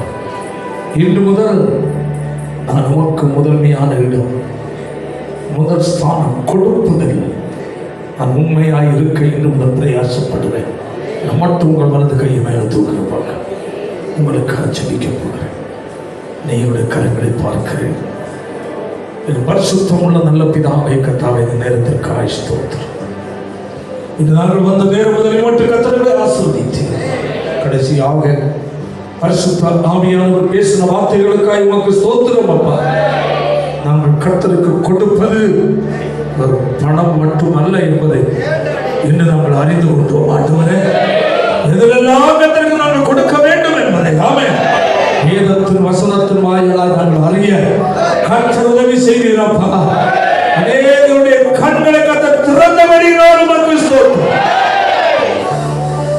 தீர்மானம் எடுத்த மக்களை கர்த்தர் ஆசீர்வதித்து வாழ்க்கையில் ஒரு விருத்தியான நிலை உண்டாக கர்த்தர் உதவி செய்கிறார். நிறைவான நன்மைகள் உண்டாகட்டும். குடும்பங்கள் வறுமைகள் ஒளியட்டும். சாதங்கள் நீங்குவதாக. வியாதி பலவீனங்கள் நீங்குவதாக. கஷ்டங்கள் நீங்குவதாக. கட்டுகள் உடைக்கப்படுவதாக.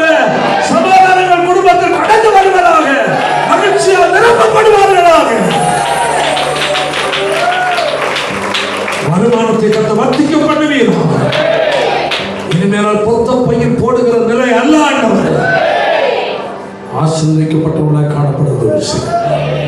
நாங்கள் ஆசீர்வாதமாய் மகிழ்ச்சியாக இருக்க காரணம் வழி எது என்பது தெளிவாய் கர்த்தர்களோடு இடைப்பட்டபடியினால் உமக்கு ஸ்தோத்திரம்.